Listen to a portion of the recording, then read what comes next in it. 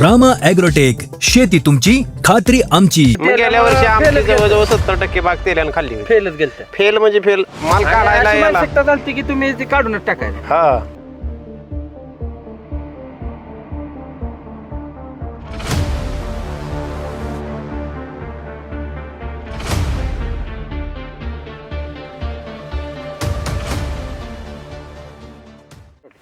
रामकृष्ण हरी शेतकरी मित्रांनो, Ram ॲग्रोटेकच्या official YouTube चॅनलमध्ये आपल्या सर्व शेतकरी बांधवांचं सहर्ष स्वागत आहे. मी तालुका प्रतिनिधी विक्रम सावंत. आज आपण अशा एका बागेमध्ये आलो आहोत की ती पूर्ण तेलग्रस्त झालेली बाग होती. आपण आपल्या राम ॲग्रोटेकचे धडाकेबाज खुडूसगावचे प्रतिनिधी शाहबाज शेख यांनी या बागेसाठी मार्गदर्शन केले. आपण त्यांच्याकडून जाणून घेऊया. नमस्कार शेतकरी मित्रांनो, मी शाहबाज शेख, शिपाई ॲग्रो खुडूसच्या मार्फत आज आपण मुक्काम पोस्ट पिसेवाडी, तालुका माळशिरस, जिल्हा सोलापूर या ठिकाणी आलो आहोत. तर तुम्ही शेतकरी मित्रांनो या बागेत सांगायचं म्हणलं तरी 100% खोडावर तेल आहे, खोडावर आणि काडीवर, आणि प्रत्येक काडीला तेल आहे. तर या बागेला आपण सुरुवातीपासून रेस्टपासून उत्पादने देऊन, निमकरणची रेस्टपासून ह्याची फवारणी घेऊन, ह्याची काळजी घेऊन आज तुम्ही बाग बघू शकता.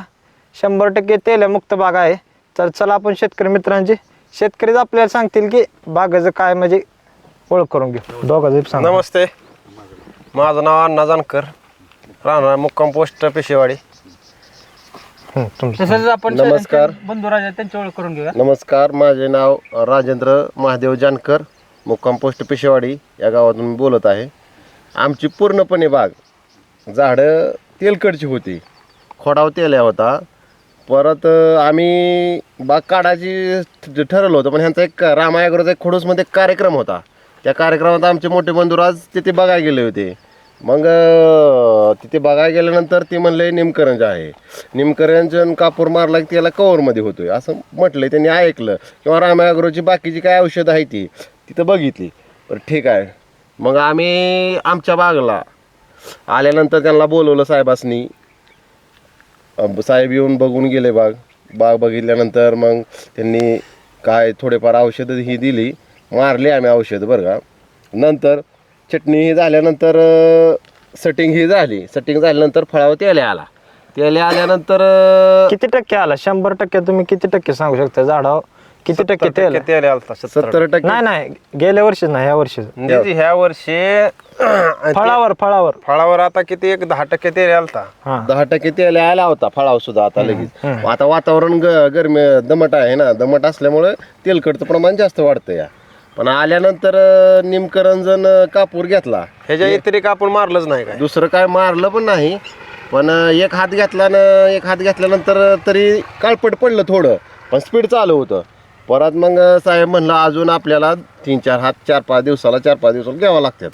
मग हळूहळू आम्ही घेत त्याचं ते हळूहळू कवर होत गेलं. आता 1-2% राहिला असेल किंवा क्लिअर झाला असेल आता तेलकटचं प्रमाण, सगळं काळपट पडलंय. त्यामुळे तर सर तुम्हाला याच्या अगोदर विश्वास होता का कंपनीवर निमकरंज किंवा बाकीचं आपलं ज्यावेळेस प्रोडक्ट? साहेब तुम्ही खुडूस मधल्या शेतकरी मेळाव्याला आलता, खुडूस मध्ये त्यावेळेस तुम्ही ज्यावेळेस त्या शेतकरी मेळाव्यासाठी आलता त्याच्या अगोदर तुम्ही राम ॲग्रोटेकची उत्पादने वापरली नव्हती.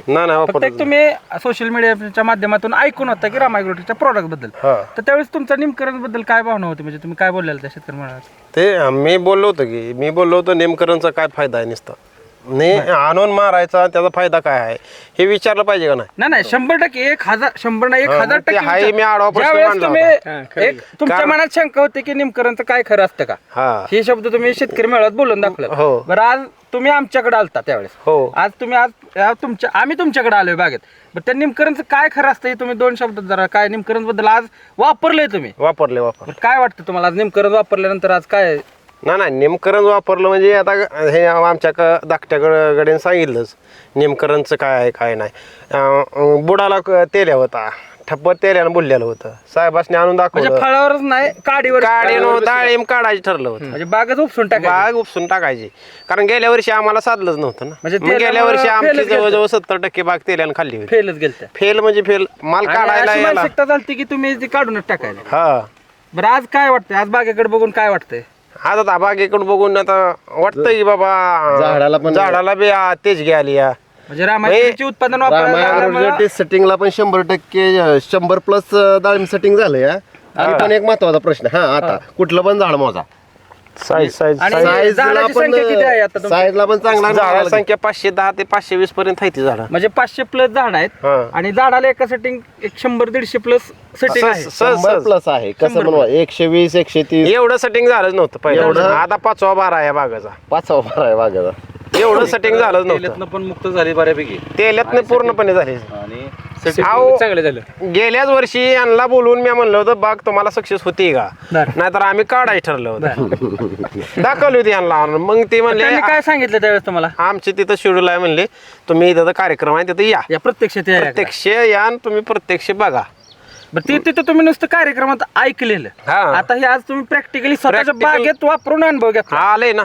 कानानं ऐकणं आणि आणि प्रत्यक्षात आपल्याला स्वतः प्रॅक्टिकली रिझल्ट घेणं त्यात भरपूर मोठा फरक भरपूर आहे. भरपूर आज रामायग्रोटेकचा रिझल्ट बघायचा असेल तर वापरावं लागतं. वापरावला वापरल्याशिवाय ते होतच नाही. राम्या अग्रो म्हणले की वापर करून त्याचा रिझल्ट बे.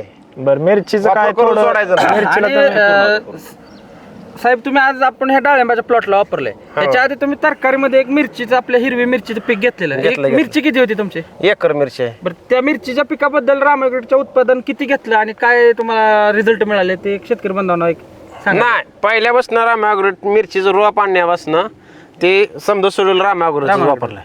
ते थ्रिप्सला कुठलं थ्रिप्सला ते लोहा किंग ही अशी जी पानं आकारलेली होती वाकडे म्हणजे वाकडे मी बोकड्या म्हणतो, बोकड्या हा, मिरचीला बोकाडलेली. बोकड्या. ही बोकाडलेली सदा सरळ झाली. पण ते लोहा किंग वापरल्यानंतर परत वापरल्यानंतर बोकड्या लय फरक. लोहा किंग सारखा फरकच नाही. मिरचीची लागवड दिवाळी झाली होती. दिवाळीत म्हणजे थंडी दिवाळी थंडीत पूर्ण थंडीत थंडीत. पूर्ण थंडी एक तर झाली. थंडी असती, मुळी चालत नाही आणि मिरची पिकाला बोकड्याला येतो. हा. आणि बोकड्या एकदा आला की ते झाड परत व्यवस्थित होऊ शकत नाही. आता ही तेलकटच फळ आहे. पूर्ण हे झालंय तरी काळं पडलंय, काळं पडलंय. काळपट पडलंय. स्टॉप झालाय ते आता. काळं पडलंय. जर वाढत असतं तर हिथनं असं झाडावर फक्त 2 फळं असतील ह्या आणि पूर्ण झाड तेलच आहे. पूर्ण पूर्ण पूर्ण ती काय जी ते आहे, ठपके खपल्या धरलेल्या आहेत पूर्ण त्या तेल झाडाला. पूर्ण झाड झाड आहे. तेल आहे. पूर्ण तेल झाड आहे. आमच्यासारखी बागच कोणा सर. तेल नाही. तर शेतकरी मित्रांनो तुम्ही बघू शकता ही डाळिंबाची बाग आहे. हे झाडाला सेटिंग बघू शकता. तसंच तुम्ही पुढं आता आपण आलोय, हे जळलेलं झाड आहे. ह्याला आपण हे कट करून टाकलेलं त्याला सोडून काय झालं काय ह्याला झाड गेलं मरलो लागला होता झाडाला. बर कशाने हे फुटलंय काय? हे याला नेमकरण खाल्लं सोडलं ना. बुरशीनाशक नेमकरण बुरशीनाशकला चालतं ना बारीक. आणि पुन्हा त्याचा फुटलं म्हणून त्याला आपली छटणी करून ठेवलं. शेतकरी जीवदान मित्रांनो, आलं आपण बघू जीवदान. शकता, एका शेतकऱ्यांनी- झाडाला कमीत कमी एका झाडाला तर जीवदान दिलं बघा नेमकरण. अशी लय फुटले ती झाड, एकच नाही. हे फक्त आपण दावत नाही. शॅम्पल आहे आपले दाखवायला ठेवलेली इथं. म्हणजे वाळून गेलेलं झाड सुद्धा परत जिवंत झालेलं आहे. जीवन झाले, म्हणजे ह्याला तुम्ही सोडूनच दिलेलं आहे. सोडून दिले. आता तुम्ही बघा बघू शकता वाळून गेलेलं गेले लाकडं- पूर्ण लाकडं वाळून गेलेले इथे. आणि त्यातून त्याला नवीन फांद्या फुटून हा, फांद्या फुटून आता तयार होत आहे. मुळी चालू ते 2 झाडाला जरा स्ट्रोक होता. सेटिंग वगैरे साईज वगैरे तर शेतकरी मित्रांनो बघू शकता ह्या झाडाला हे सर तुम्हाला कवा असं एवढं सेटिंग लांब तर भेटलेलं का कधी ह्याच्या अगोदर? तर बघू शकता शेतकरी मित्रांनो हे स्ट्रोक जे आहे ह्याची साईज कमीत कमी 300 400 500 ग्रॅम पर्यंत आपण करणार आहे. हे बघा माल कसा आहे. माल भरपूर आहे बागेला. सेटिंग भरपूर आहे आणि साईज पण चांगली आहे. या वर्षी 5व्या पिकाचं झाड आहे ते. आम्हाला नाही काय म्हणलं तरी 15 किलो सुतळी लागली बांधायला. 15 किलो सुतळी लागली आम्हाला बांधायला. म्हणजे फांद्या बांधायला बांधायला लोड झाल्यामुळे लोड झाल्यामुळे भरपूर लोड आम्ही ह्याच्या मागे बांधली बी नव्हती कधी बाग. बागेत बांधायला लागत नव्हती. आज भरात कधी एवढी बांधली सुतळी नव्हती. लागली नव्हती बांधायला, हा. एवढी सुतळी भरायला लागली. बांधली सुतळी लागली एवढी 15 किलो सुतळी लागली बांधायला. बरं काय ह्याचं किती म्हणजे उत्पन्न किती निघू शकतंय काय ह्याचं ॲव्हरेज काय आता- तुमच्या डोक्यात आहे का नाही काय? आम्ही तर अंदाज धरलाय बरं का. गेल्या बारीने आपल्याला किती 8 किलो आवरेज निघलो होतं झाडाला प्रति झाड. प्रति झाड. त्यावेळेस ह्या वेळेस आता कमीत कमी तुम्हीच सांगू शकता हे की बाबा माझा तर अंदाज आहे कॅरेट तर निघल बघा एका झाडाला 1 म्हणजे एक 10 कॅरेट टन माल 500 झाडांचा. सहज सहज निघला पाहिजे. कारण माल बघूनच सांगतोय ना. एवढा आम्ही माल बघितलाच नव्हता. तर शेतकरी मित्रांनो 100% तेलाला आलेली बाग सुद्धा सक्सेस होऊ शकते हे आज आपल्याला स्वतः शेतकरी बांधवांनी सांगितलेलं आहे. तर या बागेचा पहिला भाग होता. नंतर आपण दुसऱ्या एपिसोडमध्ये मालाची साईज काय झाली, कलर, शायनिंग, चमक आपण पुढच्या भागामध्ये आपण बघूया. तर शेतकरी बांधवांना हे आपले शेतकरी बांधव आपल्या एका खुडूसगावच्या शेतकरी मेळाव्यात आलते. तिथं त्यांनी निमकरणबद्दल माहिती ऐकलेली. ती माहिती ऐकून त्यांनी स्वतः प्रत्यक्षात त्यांच्या प्लॉटमध्ये वापरलं. आमच्यावर साहेब त्या विश्वास ठेवला किंवा दाखवला, त्याबद्दल आम्ही राम ॲग्रोटेकतर्फे आभारी आहे. धन्यवाद. धन्यवाद.